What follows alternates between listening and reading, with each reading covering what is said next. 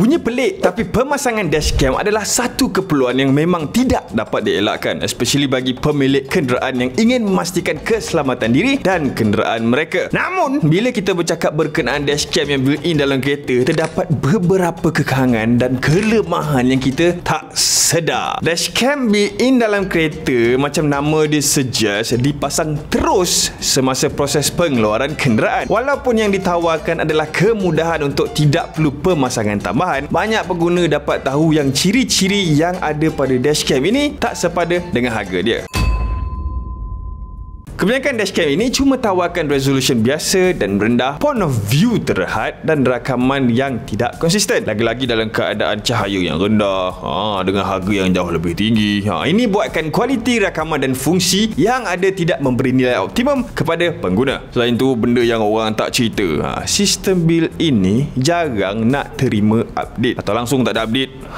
Menyebabkan pengguna terpaksa terima sahaja apa yang telah dipasang tanpa peluang untuk menambah baik ataupun ganti komponen yang sudah lapuk. Sebab jenis built-in ni, kalau dah pasang nak buka balik memang susah. Perbandingan antara dashcam built-in dan third party dashcam dah mula dapat perhatian yang serius bila customer mula tengok aspek nilai untuk wang dan juga kualiti rakaman yang diperlukan untuk situasi kecemasan. So bila kita kupas dengan lebih dalam dari segi teknologi dan kelebihan ciri-ciri, memang jelas lah yang dashcam third party, especially jenama macam 70 mi, offer jauh lagi banyak kelemahan yang tak dapat built-in dashcam nak fight pun.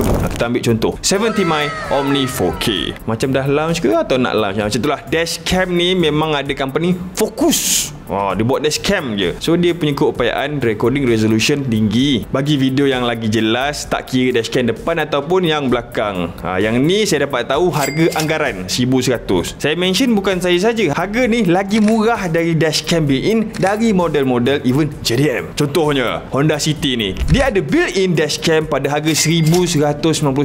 Info daripada owner kereta ni, RM100 lagi mahal. Tapi dari segi prestasi dan function, memang ada beberapa kekurangan yang tidak dapat disembunyikan lah bila dibandingkan dengan dashcam macam Omni 4K. Nama macam Omnimon.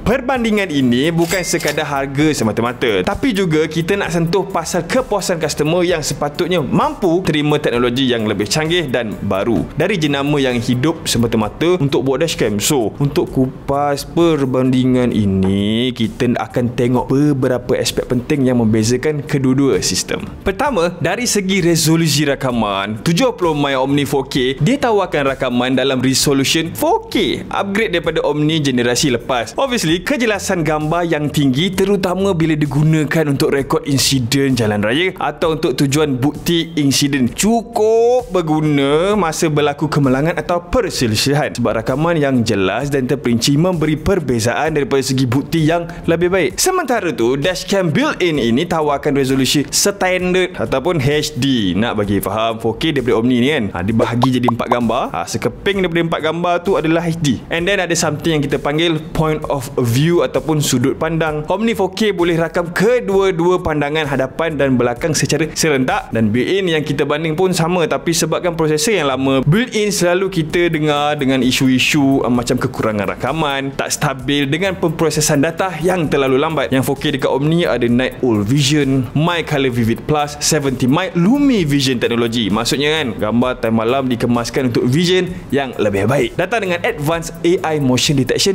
2.0. Yang comel pasal dashcam yang kita orang duk panggil telur ni kan, dia punya dashcam boleh pusing 360 darjah, sama macam Omni sebelum ni. Fungsi ni untuk orang yang perlukan insight recording sekali, dan contoh yang saya boleh bagi adalah diri sendiri lah, orang yang kerja dengan menghasilkan video. Jadi bila saya drive ke sesuatu tempat, kadang kita perlukan video dengan shot yang berbeza semasa memandu, satu handheld, satu POV, dan saya sentiasa terasa yang dashcam saya sebelum ni tak boleh nak tolong apa pun selain boleh tengok depan masa buat kerja kan.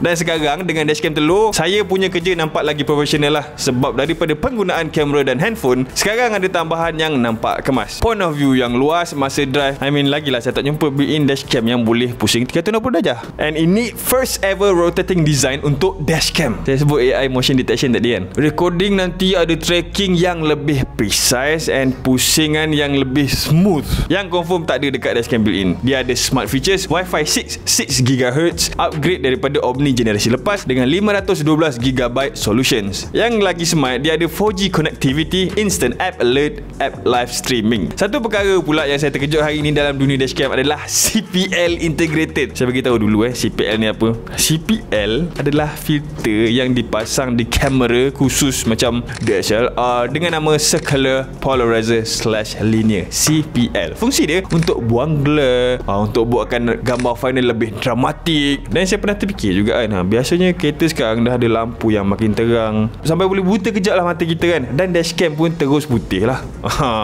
Tak boleh ke pasang CPL filter? Turns out memang dah ada dah pun sekarang. Satu hal pasal filter lens, dia bukan jenis universal sebab lain lens, lain size. Built-in dashcam tak guna juga letak CPL filter sebab siang pun nampak gelap. Tapi pada dashcam telur memang perfect sebab dia boleh filter glare daripada lampu kereta depan dan cantikkan gambar semasa shot pada interior. Built-in dashcam ada ke voice control? Biasa tak ada kan. Dashcam hari ni majority ada voice control. Sila ingat kembali yang built-in dashcam yang kita banding dengan dashcam telur ni masih lagi RM100 lebih mahal. Dan yang lagi murah ni ada quad-core processor and guna sensor Stravis 2 daripada Sony. Kita tahu yang Sony antara jenama terkenal dunia dengan kualiti gambar tinggi.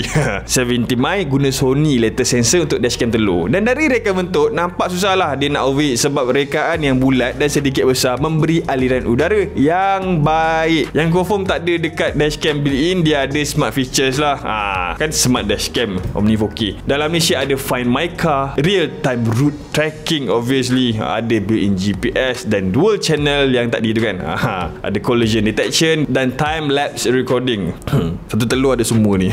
Lul. Dan inilah saya punya review berkenaan built-in dashcam versus dashcam yang third party yang paling latest hari ni. Sebab saya nampak benda ni memang berubah-ubah yang third party, tapi built-in memang sentiasa gitu je. Even ke hari ni pun ada certain brand dia jual yang masih lagi HD, which is tak relevan untuk tahun 2025 ni. Jadi itulah dia. Terima kasih kerana menonton video ini. Sila subscribe to this channel sekarang sebab kalau korang tak subscribe kan terlepas pula video-video lain nanti. Kalau nak beli 70mm Omni 4K. Saya Zakiri, jumpa lagi lepas ni. Bye bye.